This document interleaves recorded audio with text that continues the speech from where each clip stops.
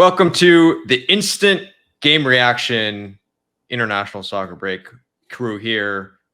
Myself, Sahil, Rahi, Roy. And we just got back from the game. Oh, wow. And we weren't happy about that. So let's get into it. Let's break it down. I was sitting in the rain for 2 hours in Connecticut. Nice stadium. But really nice. Started off well, and then descended into making me question everything I thought about the U.S. men's national team. But I know you guys are the talkative ones, so I'll let you add it. I'm normally very optimistic. And for about 30 minutes in this game, I was in Dreamland or almost Dreamland. I felt like we were playing toe-to-toe with a decent Germany side. Not an excellent Germany side, a decent Germany side. And then it all fell apart. And it's kind of what we've seen with this U.S. team over the recent past. You have these moments, you see potential, and then it looks so naive, so immature. And I'm tired of these excuses that Greg Berhalter is giving that, yes, these are world-class opponents. I'm sorry, but that excuse doesn't fly anymore considering where our players are playing. And for me, it was a really terrible capitulation in the second half. Defensively looked all out of sorts, extremely naive. It's hard for me to take positives. I'm pretty upset. Yep, that's a BS comment from Berhalter, because this is not a world-class opponent. This was once a world-class opponent. They have, in recent months, lost 4-1 to Japan. They lost to Colombia 2-0, 2 months ago, 3 months ago. They lost to Poland 1-0 about 3 months ago. They tied Ukraine. They barely scraped past Peru. They lost to Belgium. They're on a terrible run of form. Costa Rica gave them a much better match than we did today. So cut this world-class team. Yeah, BS. I'm tired of this excuse. Yeah, it's not a world-class team right now. It's a team that's struggling to regain their past glory. And we went in there and we made them look like their past glorious selves today. We made them look like the Germany of old, the Germany who won that World Cup against Argentina. It broke my heart and had me crying for years. That's the Germany we saw today in the second half, not because they're there, but because we're bad, man. We're not a good team. There was a quote. Someone posted a clip of the third goal, Jamal Musiala goal. I mean, it wasn't Musiala's goal, but he makes this run through, and the caption was, Jamal Musiala dancing through the defense. That's not what happened. Weston McKennie had a chance to clear the ball. Tim Ream had a chance to clear the ball, and they both cleared it directly off Musiala. He's good enough. You don't need to do that to make the situation that much easier. I'm sorry, but we made this team look a lot better than they are in the second half, and we did that to the Netherlands. And remember, Greg Berhalter's comment then was, we just don't have world-class players like Memphis Depay. I have a lot of Dutch friends. If I play back that comment to them, they'll laugh in my face. They have laughed in my face. Memphis Depay is not a world-class player. Neither are a lot of players on this German team now. And that was an embarrassment of a second half. Yeah, let's talk a little bit about the defense. I want to talk about the defensive errors because, Roy, that was some schoolboy stuff, honestly. Like, you know, what guys not tracking back, people ball watching. What is it? What's going on? What's going on is that we keep Rocky, you're culpable of this. You keep overestimating, and so does most of the U.S. fan base, the U.S. media. We're overestimating this team. This team isn't as good. No, but talk about the defense. No, talk about the defense because this is basic defending. We have a 36-year-old Tim Ream, my friend, a 36-year-old Tim Ream who didn't kick off his career till he was 33. Before that, he was nowhere to be seen. We have Serginho Dest, who is not a freaking defender. Did you see how many times he got burned on that left wing? It was unbelievable. It was absolutely embarrassing how many times he got burned on that left wing. Part of it's Berhalter's fault. Part of it's the system. Part of it's the way it's been set up. But you can't allow people to just waltz around you as easily as they did for my boy Dest. That was embarrassing. Chris Richards, just kind of embarrassing performance from him. Nothing to write home about, nothing to get excited about with him. He was clumsy. He was nervous. Passing out of the back was bad. Defensively, he was shaky. Just across the board, on paper and on the field, These aren't that good of players. But fine. I mean, well, we can get into that in a second. But just from a soccer perspective, and we've all played the game, obviously nowhere close to the level of these players, but you can't back off. You can't back off players when they, as defenders, when players are running at you, as an entire unit just backing off and giving the guy tons of space. That's like a recipe for complete disaster. No, it's true. If you look at we gave up all that. Look at there's the two defensive, the defensive Musa and McKinney are both dropped at the top of the box, and our two center backs. So there's so much room. Somebody has to step, and it's really got to be Musa or McKinney. And when they step, they have to step with authority, and they have to step with intention. And the problem is it's all a bit half-assed in the way that they step into things. You saw even on that third goal, McKinney kind of wins the ball, but doesn't really win the ball. And it felt very indecisive, particularly in that midfield area. And to me, that has to come down to coaching. That has to come down to being told what to do, knowing what to do. Because you may say all you want that, yes, these players aren't as good as we make them out to be. But in the past, we've had defenders that have defended better with more authority, more intention. They've been worse on the ball. There's no denying Chris Richards is excellent on the ball. But we've had defenders who've been able to play one-on-one in more solid ways. We've been better defensively in the past against better opponents. That's what's shocking to me. Okay, we've talked a little about defense and coaching. Offense, Roy, what's going on up there? Because people are going to say, oh, fantastic goal by Christian Pulisic. Yes, we'll give him that. Like, Christian Pulisic had a fantastic goal. Incredible. Yep. But a lot of the other moves end up being crosses, which are very poor, and people dribbling into dead ends, in my opinion, at least. Yeah, I mean, it's the story of Berhalter's teams. It was like that in Hammarby. It's like that for the Crew. He typically builds teams that pass well, that possess well, that are fun to watch from a possession-oriented viewing experience. But when it comes to attacking, it often looks like they're out of ideas. It often looks like they're running into a dead end. And that is typical of a Berhalter team. It's across his games, across all his entire career. It's the same freaking story. But part of it comes down to the players. I think Rocky's man crush, his number one man crush, is the guy that his eyes start getting all googly-eyed for, Mr. Fuller Balogun. I don't think he fits this team right now. I think it's going to take him quite a long time to be effective for the U.S. men's national team. I think the player that we need is playing in this game behind me right here, Mr. Jesus Ferreira. Oh my God. He is the king. Man, he belongs on this team. Roy, I had you. Balogun, I watched him up close, did not have a good game. I was all on your side until I think that was a joke, man. It was a joke. But I still, listen, that was a half joke. But Pepe didn't have a great game either, but he was more energetic. He was hungrier. He touched the ball probably triple the amount of times that Balogun touched the ball in a third of the minutes.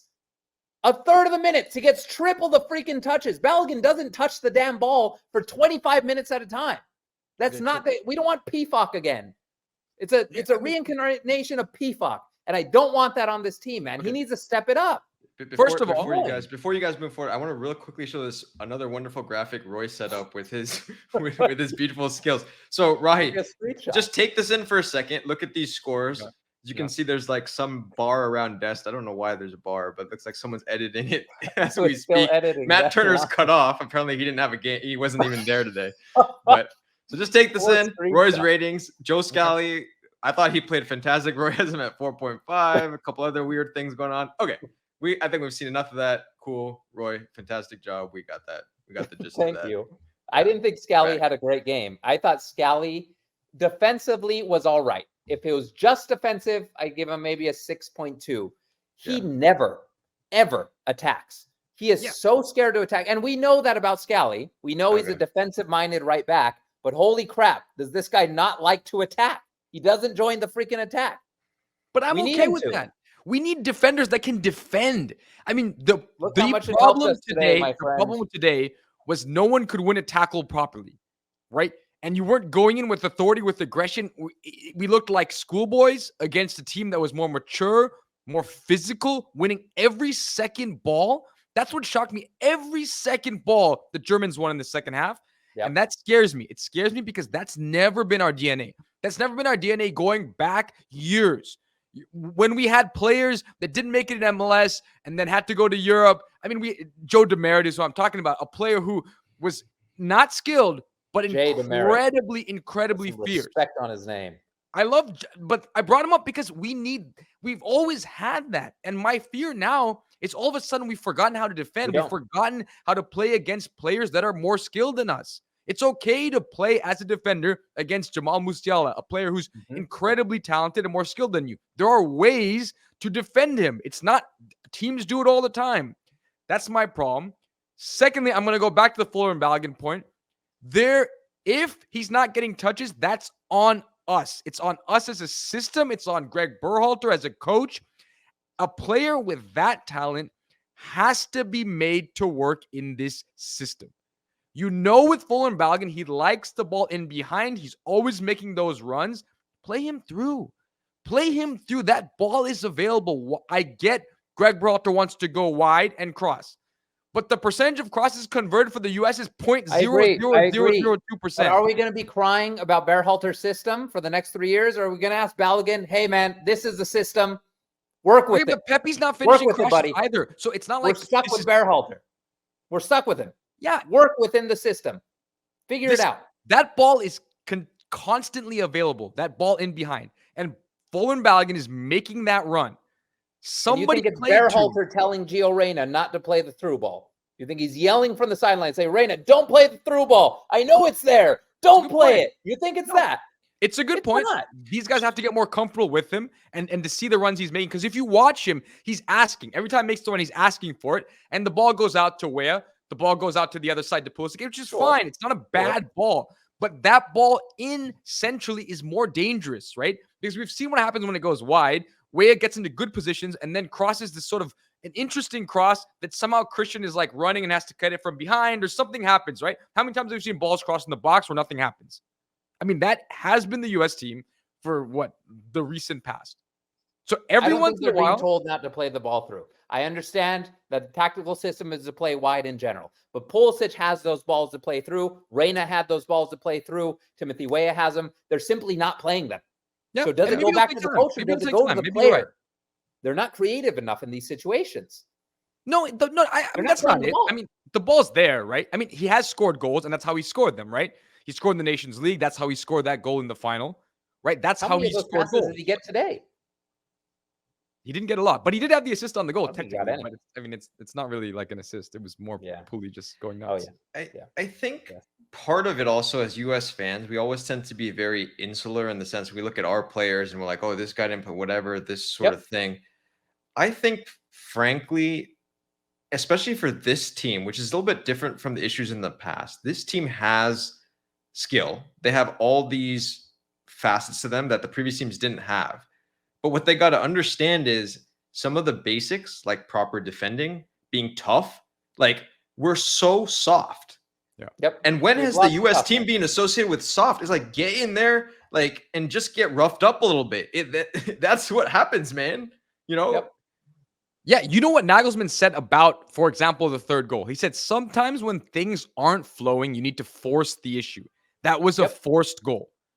And that's fine if you're Germany. If you're the U.S., you cannot give up a goal described by the opposing coach as a forced goal, which just means we rammed through the wall and the U.S. capitulated. That you cannot do because a goal like that, where you're in position to defend and your clearances are sort of half-hearted and it deflects off the forward, that you cannot have against good teams. Because Germany's good enough, they're going to score good goals. The goals we gave up today were not good goals. That is not a good sign. Yeah. Not a good sign moving forward. Okay, real quick, just finishing it off very quickly. What do you both have to say about the Ghana game? What do you guys want to see real quick for that game? I think we have to change the center back pairing because I think it's very clear that in the back, the job's still up for grabs. I think Cameron Carter-Vickers, when he came on, I mean, it was the end of the game. We don't really know. He looked good.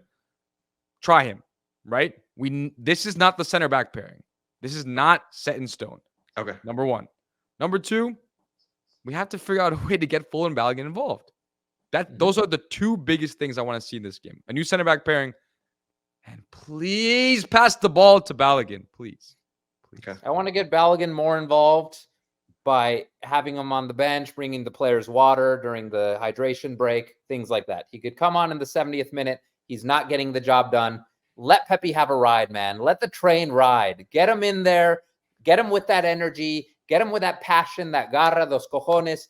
Get him in. Let's try something a little different. A forward who gets more involved. That would be number one change. Number two, this is more long-term, but we don't have the goalkeeper. We don't have the center backs to play out of the back through pressure.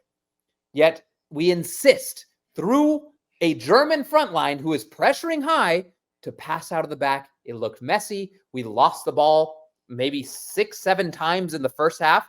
2 or 3 of them could have resulted in a goal. Same thing second half. We got to stop trying to force this style of play that doesn't suit these freaking players. They're not that good at building out of the back. They're not creative enough. So that's a big one. Switch the forward, and I agree with the center back pairing. 100%. Okay. So US versus Ghana coming up. Should be a good game. We've always had good games against Ghana. Rahi, I know you want to say one quick thing about Ghana, and then we'll finish with that. Yeah. So this is a team that I've always loved to play because they've given us so many good games over the years. They're terrifying, man. They've always terrifying opponent. And I did want to say one thing. I think that we're in a very troubling times in the world. There's been a lot of loss of life. And I did want to acknowledge a player that I think brought a lot to me. And he's a player that played for Ghana. His name was Christian Atsu. Lost his life tragically in the earthquake in Turkey. And he's been an opponent that I've watched as a US fan and an incredible player. I didn't know the man, but that's kind of the beauty of sports is that he gave me so many memories. He gave us as soccer fans so many memories. And he's a player that I'll always remember and he'll always hold a special place in my heart. And as a US fan, as someone that's played against Ghana over and over again, I'm excited to play them because for me, while I'll be rooting for the US, I'll be remembering Christian Atsu because he's an incredible player, and I'll never forget what he did on the field. So, just a little message to a person that's very emotional in life. Yeah, very emotional. Yeah, and so I'm sure all the Ghanaians out there, you guys have Christian Atsu in your thoughts whenever your national team takes the field. So best of luck to all of you when you guys play us, and for us, we'll look forward to that game. I know you two boys are heading out there, so enjoy out there. And we'll be there. As always, tough loss, but go USA. 1-1 tie. That is my prediction. No, you didn't ask. 1-1 versus Ghana.